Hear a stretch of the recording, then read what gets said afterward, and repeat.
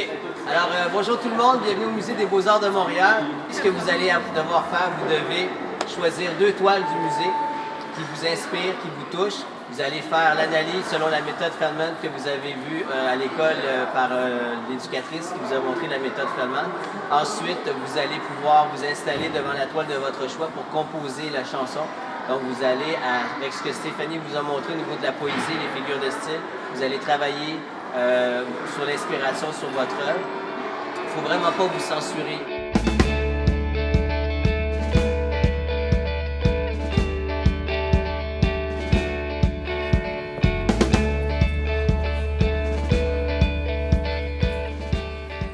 On a eu une conférence de 2 heures qui est pour nous apprendre une méthode pour analyser les œuvres d'art. Vraiment, tu vas vraiment pas donner ton opinion. Tu y vas puis tu dis tout ce que tu vois, les techniques, les couleurs, les lumières, les ombres.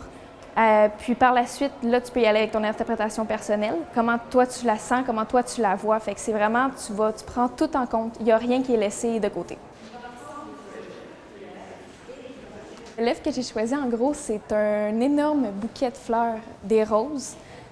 Moi, c'est venu m'inspirer, ça représente littéralement l'amour que tu peux avoir envers quelqu'un. Le rouge qui est étincelant, qui est flamboyant, qui vient vraiment te chercher. Moi, c'est vraiment ça qui m'a tapé dans l'œil. En classe, après avoir enseigné les figures de style, les élèves ont commencé à écrire.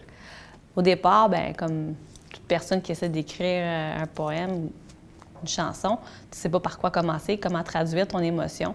Puis je trouvais ça intéressant de voir qu'enfin les élèves pouvaient laisser libre cours à leur imagination. Je pense qu'ils ont pu voir qu'une image vaut 1000 mots.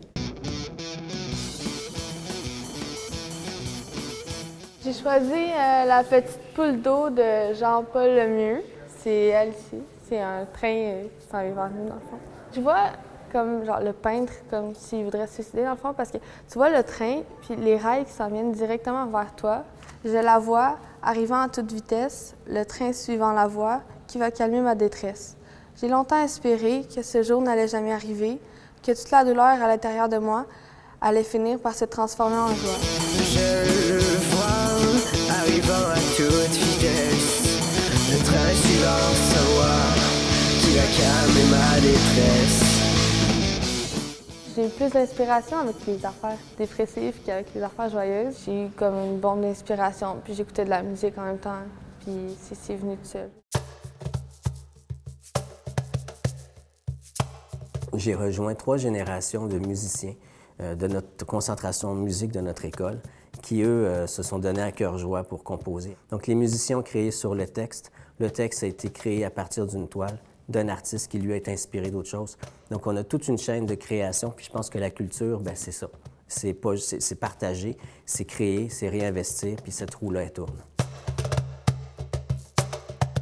J'ai choisi l'œuvre Figure au bras bleu de Shirley Witasalo. Quand je l'ai vue, j'ai eu une impression de miroir. J'avais l'impression de me voir à travers l'œuvre. Je me sentais interpellée par l'œuvre que je voyais. On voit carrément une figure dans la peinture. J'ai l'impression qu'elle tente de sortir un petit peu d'un passé un peu plus compliqué. Elle tend la main, elle a besoin d'aide. C'est un petit peu ça qu'en ce moment j'ai besoin. Je veux me libérer de ce que j'ai vécu pour avancer, pour aller plus loin. C'est carrément ça que j'ai vu quand j'ai vu la peinture. Mon poème qui va donner une chanson est vraiment porté sur une espèce d'appel à l'aide. Je veux vraiment que quand les gens vont lire ma chanson, ils comprennent que des fois, c'est pas mal d'avoir besoin d'aide. Des fois, avoir besoin d'aide, ça permet justement d'avancer, d'aller plus loin. Je me cache derrière ce passé froissé. Mon unique souhait serait d'oublier. Ma vue embrouillée m'empêche de te voir. Je t'en prie, aide-moi à sortir du noir. Ma vue embrouillée m'empêche de te voir. Je t'en prie, aide-moi à sortir du noir. Je t'en prie. L'adolescence, puis je pense que c'est pour ça qu'on aime enseigner à ces élèves-là, sont vrais. Ils vont en profondeur dans les choses. Il y a rarement des zones grises, c'est noir, c'est blanc, sont intenses. Je les remercie pour ça, parce qu'ils se sont pas mis de barrières, puis ils ont été capables vraiment d'explorer leurs émotions, puis nous en faire part.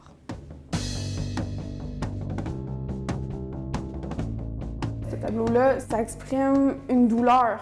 Tu le vois dans ses yeux qu'il y a une douleur, que son passé était douloureux. J'ai lu sur lui et avant, c'était quelqu'un qui faisait des péchés. Puis à un moment donné, il a décidé qu'il allait à l'église, il priait et il y a une voix qui lui a dit « Aide-moi ». Il expliquait qu'il était en bourgeoisie. Donc c'est beau de voir qu'il a pris la bourgeoisie, l'a mis de côté, puis il a pris la pauvreté pour aider les gens. Le plus grand pourquoi que je l'ai pris, c'est simplement parce que la religion s'est rendue assez taboue.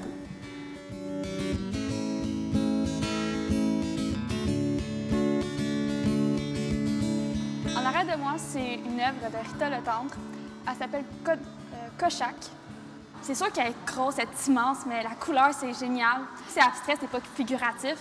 On peut le prendre comme on veut. Mais moi, j'ai trouvé que ça ressemblait vraiment à une route que j'ai pris comme le chemin de la vie qui continue tout le temps, qu'il y a des problèmes de temps en temps, mais il faut faire avec, de différentes sorties, différentes options. Mettons qu'on rencontre quelqu'un dans notre vie, mais c'est deux routes qui se croisent.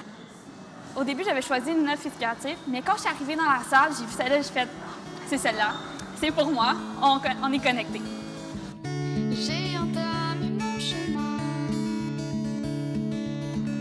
sur la route du destin. J'ai appris au musée que les gens passaient en moyenne 8 secondes devant une toile. Cette toile-là, au début, je passais peut-être 15-20 secondes, juste pour regarder comme ça. Mais après, j'ai vraiment réalisé que cette toile-là voulait vraiment dire beaucoup de choses. Fait que je suis revenue puis j'ai passé peut-être un bon 15-20 minutes à l'observer puis à essayer de commencer mon poème devant la toile. Au début, je voulais peut-être aller plus québécois parce que je voulais vraiment représenter comme notre province. Là. Mais j'ai vraiment regardé qu'est-ce qui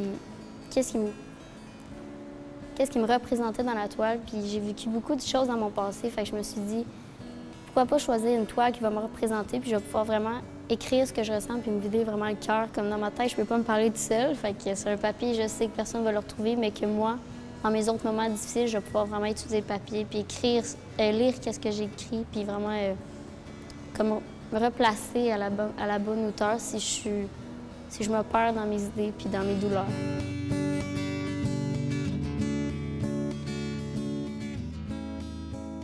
Je savais déjà que j'aimais beaucoup Jean-Paul Lemieux. C'est vraiment mon genre, des œuvres plus ombragées.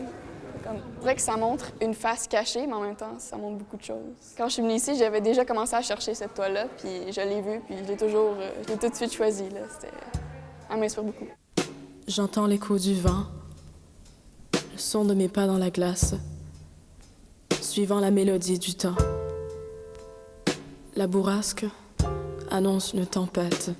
Je trouve qu'elle est très calme, un peu comme silencieuse. On entend juste comme le vent qui passe dans ma tête. J'entends le vent, le froid passer. J'ai le texte déjà fait.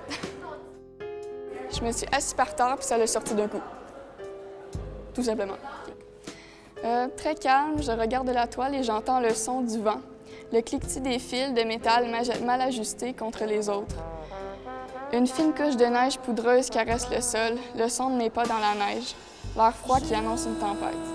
Je n'ai pas envie de retourner tout de suite à l'intérieur. Je veux rester devant ce que je vois en grande partie. Je veux toucher tout ce qu'il y a autour de moi, profiter du silence et de la mélancolie. Je sais que je dois rentrer et c'est ce qui rend le moment si précieux. J'ai des élèves vraiment qui m'ont surpris. J'ai des élèves qui m'ont touchée. J'ai été emballée de voir le talent des élèves, autant pour ceux qui ont écrit les chansons, mais pour ceux aussi qui ont composé la musique, qui ont réussi à transmettre l'émotion. Je suis vraiment fière d'eux. Ce matin, quand on a découvert le démo, c'est pas encore fini, mais c'est déjà beau. Puis il y a une grande fierté qui vient de mon côté, puis qui me donne toujours des ailes de continuer. Puis on a déjà d'autres projets pour les autres années parce que c'est pas difficile, c'est pas des défis. C'est facile quand on travaille en équipe et qu'on a l'occasion d'encourager. Puis de voir les élèves s'épanouir aussi, de voir comment ils sont en début d'année, puis de voir les hommes et les jeunes femmes qui deviennent à la fin de l'année, c'est un beau cadeau pour moi.